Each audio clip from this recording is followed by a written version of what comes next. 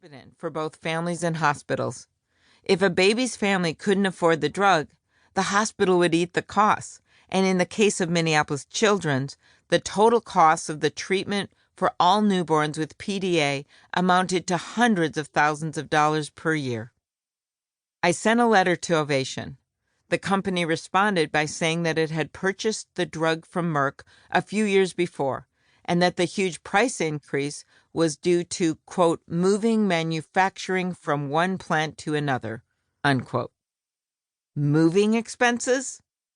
3 years before, Ovation had in fact bought the rights to indomethacin from Merck. A year after that purchase, Ovation had also acquired the rights to the other drug used to treat the same condition. It was called neoprofen, and Ovation bought the rights to that drug from Abbott Laboratories before Abbott had even started to sell it. With the second deal, Ovation essentially cornered the PDA market. The Illinois company hit the monopoly jackpot because the only way doctors across the United States could help 30,000 sick infants each year was by buying one of only 2 drugs that the U.S. Food and Drug Administration, or FDA, had approved to treat it. Ovation now owned both.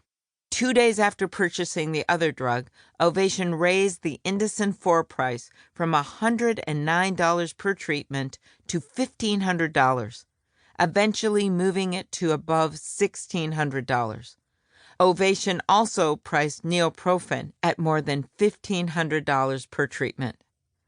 After learning these facts, I held a public event at Minneapolis Children's Hospital, a place near and dear to my heart since our daughter Abigail was treated there at birth with a significant swallowing disorder.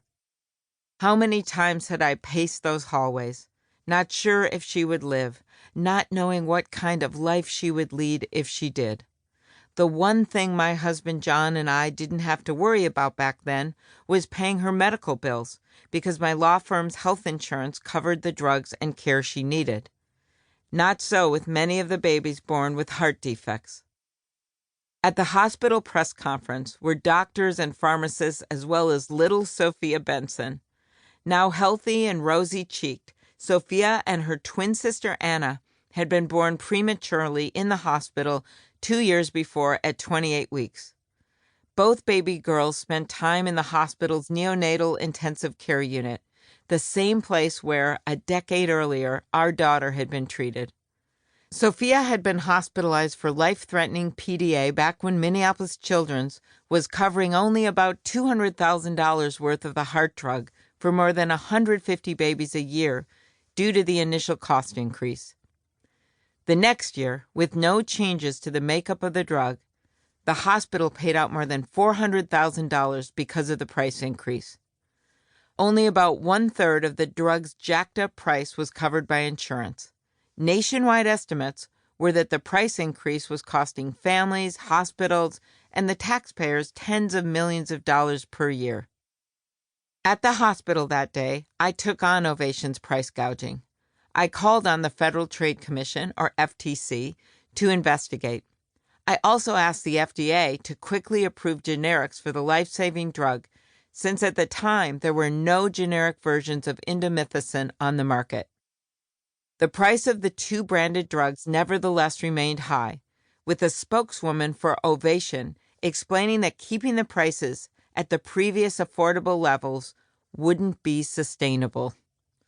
A letter and a call to action from the junior senator from Minnesota to a drug company in Illinois clearly had no effect whatsoever on the company's conduct. A month later, I sent a letter to William Kovacic, then the chairman of the FTC under President George W. Bush, and asked for a formal investigation into Ovation's price gouging. At a routine Commerce Committee FTC oversight hearing, I held up the small packaging box used for a vial of Indocin 4 and asked the FTC commissioners what they thought I should do. As someone who is new to the Senate, I said, what can we do to try to get at this problem? As I noted at the hearing, I just want to help some babies in my state, and some doctors in my state want to just do their jobs. One commissioner, John Leibowitz, Later, the chair of the FTC under President